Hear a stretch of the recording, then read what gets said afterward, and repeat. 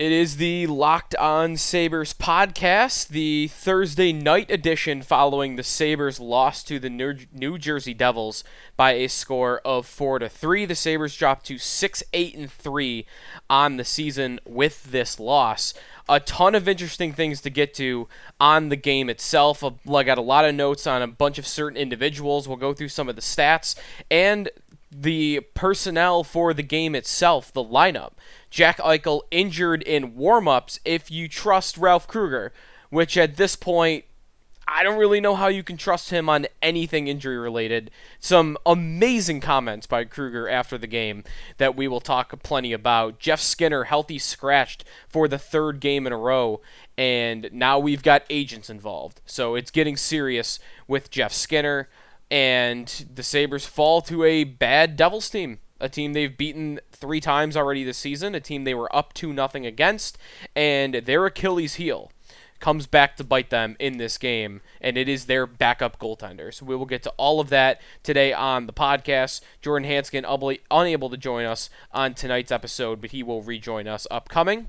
I'm wearing because it was the reverse retro night. I've got this long sleeve shirt of the blue and gold goat head. I've actually had this for a long time, well before they announced this past summer.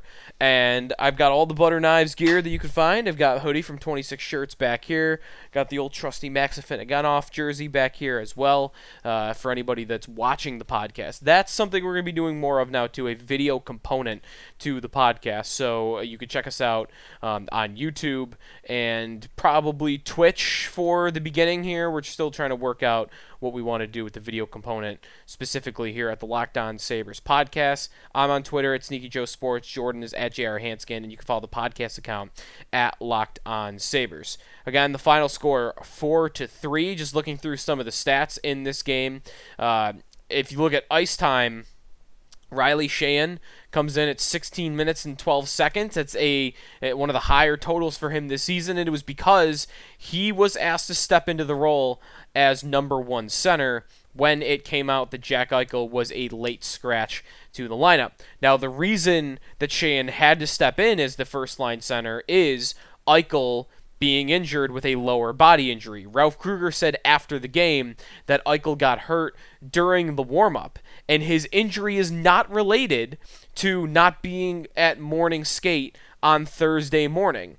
And he says that Eichel is day-to-day. It was a completely new development, is the wording by Ralph Kruger. And how can you possibly believe anything that is coming out of Kruger's mouth at this point when it's injury-related? We just had the Will Borgen thing a couple of days ago where he was called day-to-day, and then the next day, he's out for 6 to 8 weeks with surgery on a broken forearm or fractures in his forearm. And now we've got the captain of the team, who it was being asked days ago by Paul Hamilton, is Eichel hurt? Kruger said no. Well, 48 hours after that question was asked, maybe, Eichel's not at practice. We don't know why. We weren't really told why, but Eichel's not at practice. And then he takes warm-ups, and he doesn't play. And now he's got an injury. And we're supposed to believe that just popped up. He's looked injured all season, and he was not at practice, so there's plenty of reason to believe that Eichel has been dealing with an injury, and the organization, led by the head coach, has not been forthcoming when it comes to injuries this season at all. I mean, you can go a step beyond the lower body, upper body nonsense that the NHL trots out there year after year when it comes to dealing with injuries. And the whole Eichel thing right now, I mean, this is just, it's unbelievable what is going on with this head coach and what he gives information-wise to the public. Everything is a nuclear code to this coach. And I don't know why he thinks that has to be the case. It's kind of unbelievable. I mean, we've been dealing with this coach after coach. This might be the highest extent of anything we've seen in regards to information from the team.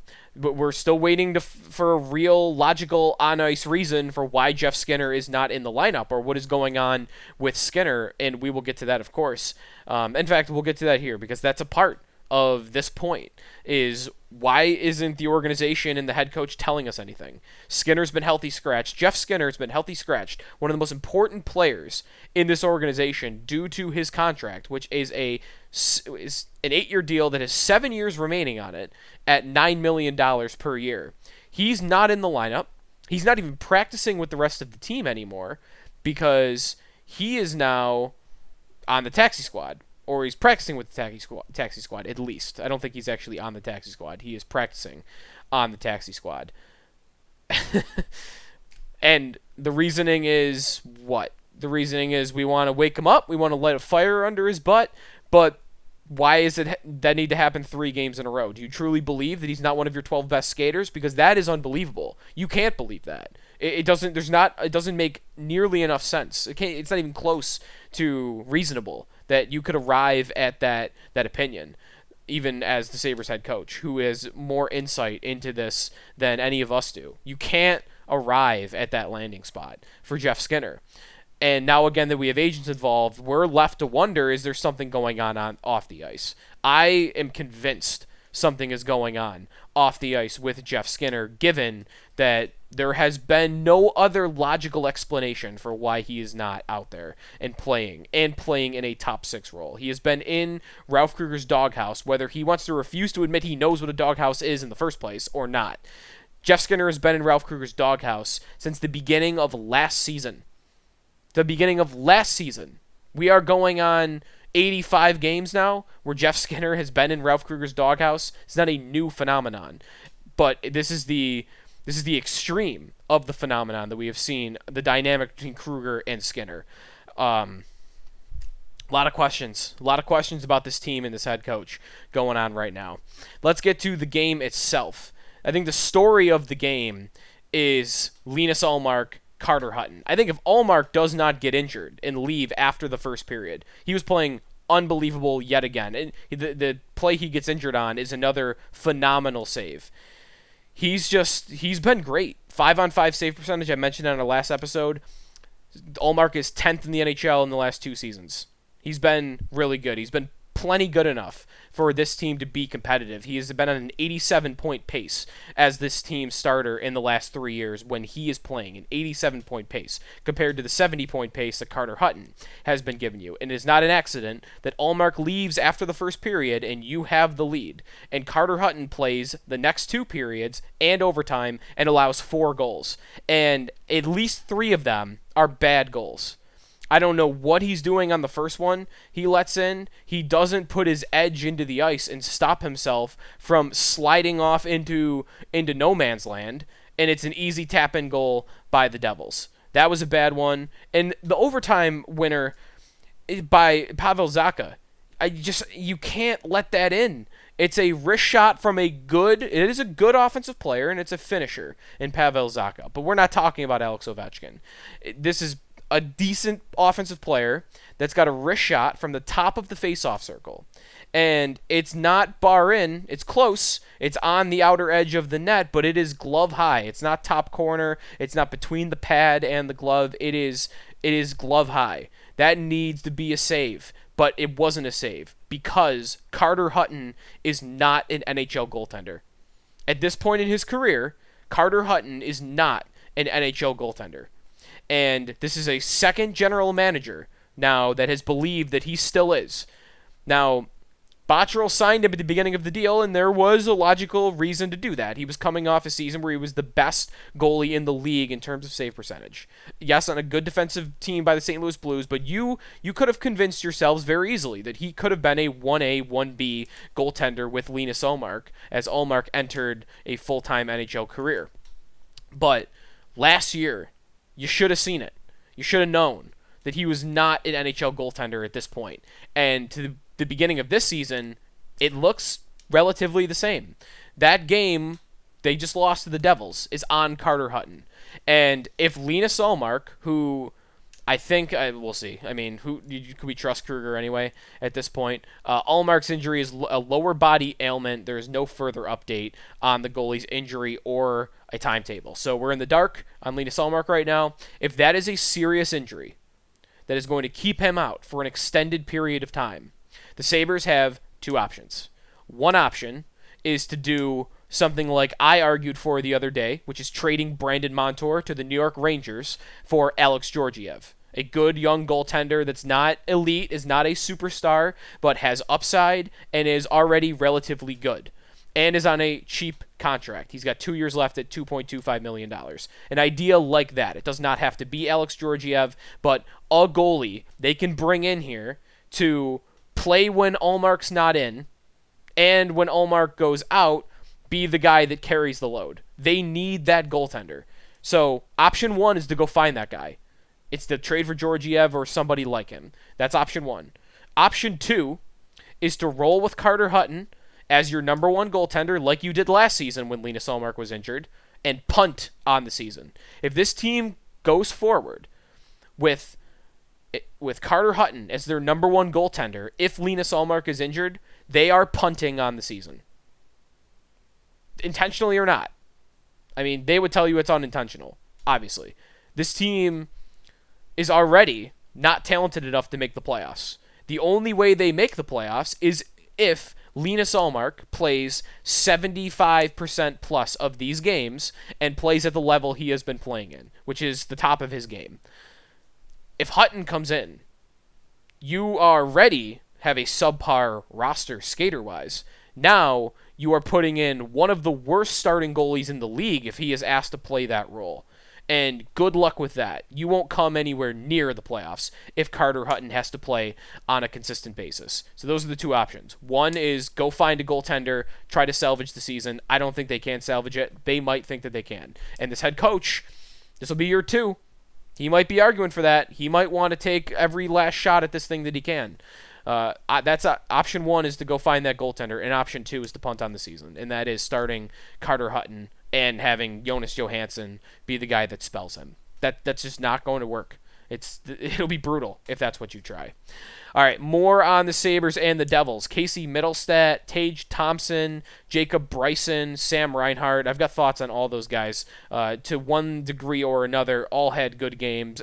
Not actually all of them, because I don't think Tage Thompson did. I've got a different thought on him when we return on the Locked On Sabres podcast with Joe DiBiase.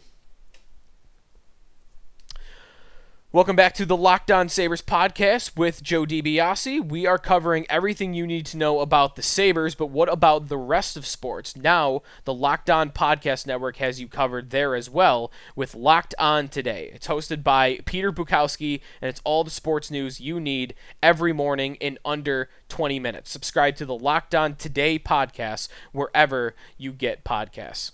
All right, some other notes I have from the Sabres' loss to the New Jersey Devils. Shot attempts in this game. Devils 65, Sabres 46. I do think that for the first couple of periods, I liked the Sabres game a lot, but New Jersey really came on strong towards the end, and I do think once... It almost seemed like the Sabres went into a shell once Hutton came into net. That could be a confidence thing. That could be a confidence that you just don't have confidence in your goaltender back there. It did seem like every shot on goal was a high-danger scoring chance. Every shot against Carter Hutton, in my opinion, is a high-danger scoring chance because he's just not an NHL goaltender. And that's how the Sabres reacted in this game. So I thought the Devils really controlled the play after Hutton came in. Maybe that was a mental thing on the Sabres' part, or maybe they just ran out of gas, because this Devils team, while not overly talented, is a very good skating team. They are fast, and I think in this game they definitely dominated the Sabres up and down the ice with their speed.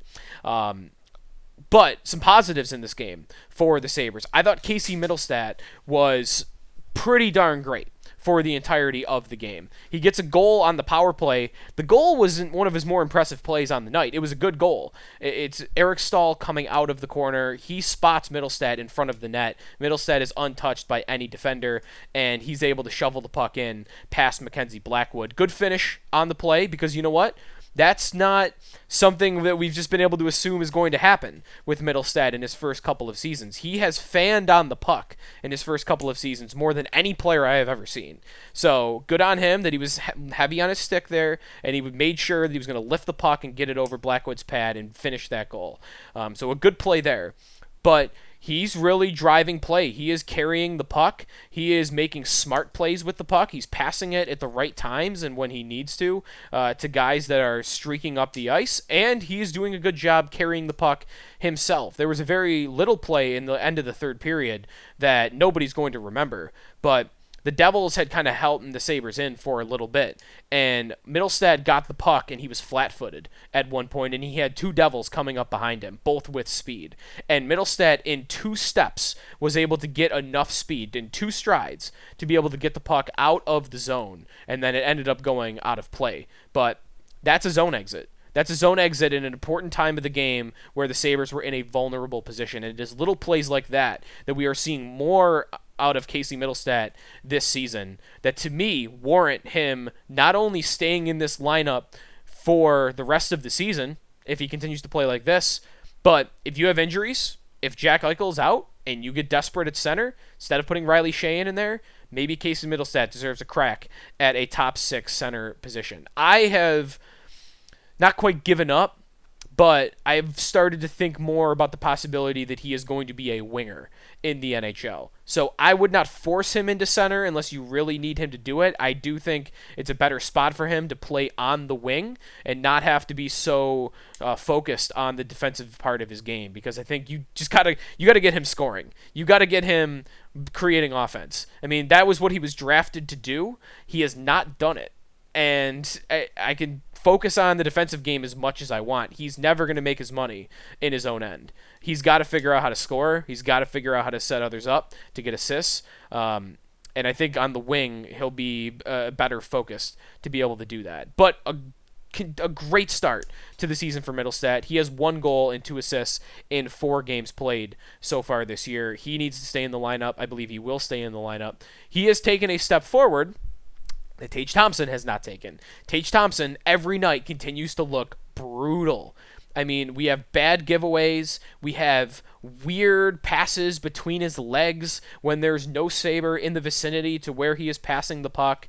He is fumbling over the puck. I mean, he has not taken any strides in his game. Mittelstadt's taken one this year. Again, I'm not saying this will never happen with Tage Thompson, but the clock is ticking, and he has been a pro hockey player for a few years now, and he looks like the same player to me that he always has. And until that changes, I don't want to see him in the lineup. I guess it won't change if he's not in the lineup, so there's a flaw in my logic there, but I guess what I'm saying is I've seen all I need to see from Tage Thompson. I would move him for whatever you can get for him. I'm done. I'd be done with that experiment. And part of the reason I think they might still be continuing on with it is that they want to save face for the Ryan O'Reilly trade. They want to get something out of that. I know it's a different general manager, but there are those in the organization, maybe even ownership, that would want to get something out of that trade. And Thompson would be something if they're able to develop him even into an NHL player. But what's best for this team right now cannot be Tage Thompson to me. Arttu Ruotsalainen, I've been saying it all season. He has been better than a lot of guys in this lineup. I think he would be better than a lot of guys have been in this lineup. And I think Tage Thompson is one of them. All right, another player that was a bright spot in tonight's game. In fact, 2 other players in Sam Reinhart, who's got 4 goals and 3 assists in his last 5 games. He is carrying the load. He is carrying the puck. He's driving play. We saw him play very well tonight on a line that did not include Jack Eichel. Jack Eichel out, Riley Sheahan in. That is a huge downgrade for Sam Reinhart for who his centerman is, and he still had a really strong game. And another power play goal, great assist by Taylor Hall. Hall had an awful game before that assist, but it was a nice pass on the play.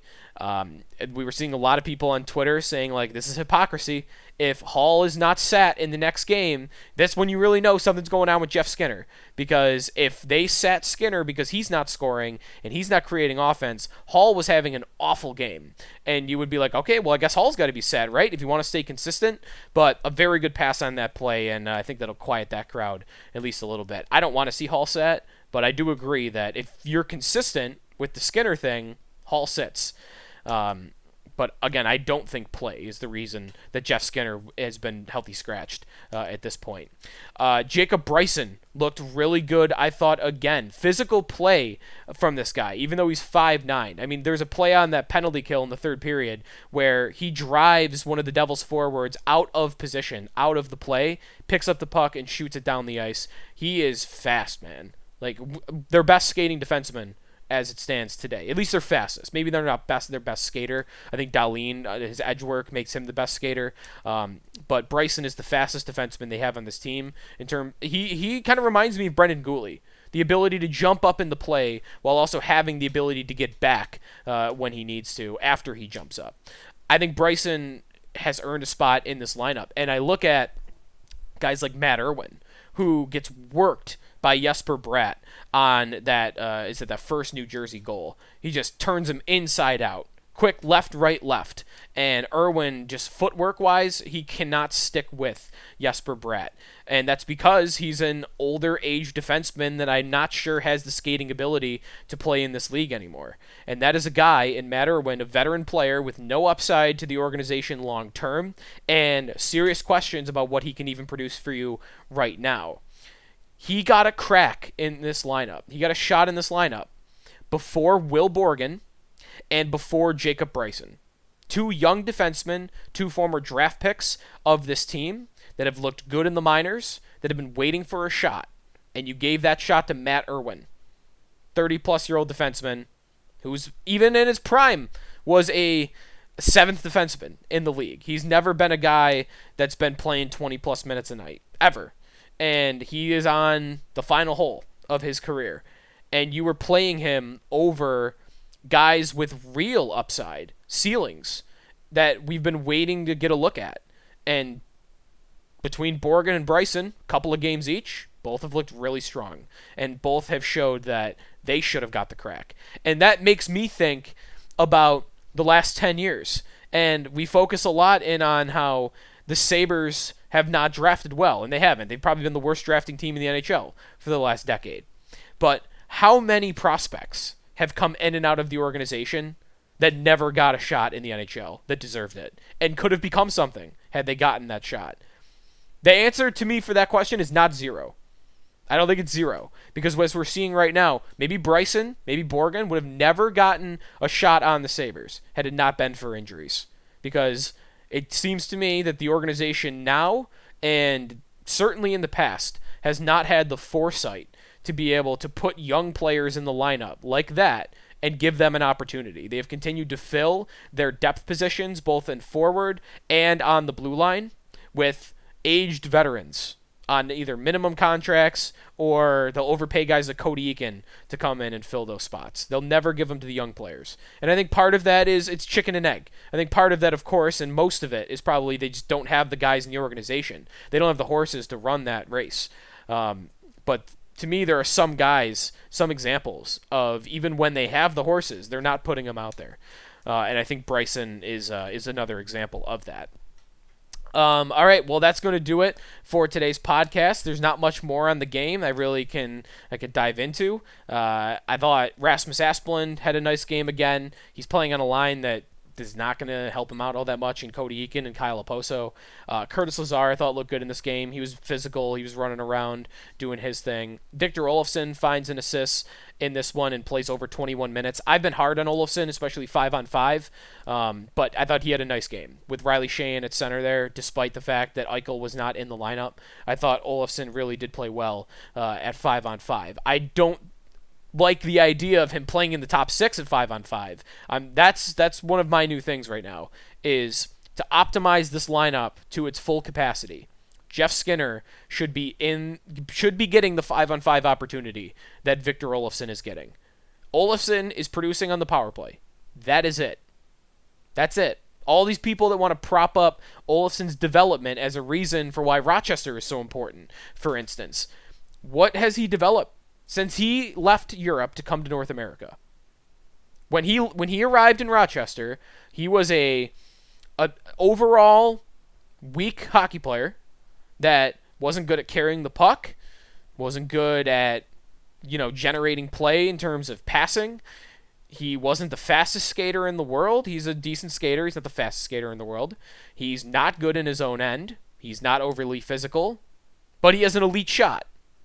And all of those things are still true. Every one of them. He's not a great passer. He's not a great skater. He's a fine skater. He's a fine passer. He's got fine hands, but they're not elite. He's the same player he's always been. And I don't see any more development coming for Victor Olofsson at this point in his career. I think this is the player he always will be. He'll be a power play specialist. He will always deserve a spot to me on the Sabres roster because the most consistent thing on this team right now is Olofsson on the power play. But they need to recognize his weakness, and they need to recognize Skinner's strengths. And I think the coach right now is not putting the best lineup on the ice day to day because he can't recognize that Skinner's the better 5-on-5 player than Olofsson. He can't see it. And that is a major red flag for this head coach. All right, that's it for me. Thanks, everybody, for listening to the podcast. Feel free to check us out on social media, at Sneaky Joe Sports, at JR Hanskin, and at Locked On Sabres. This has been the Locked On Sabres podcast with Joe DiBiase, part of the Locked On Podcast Network.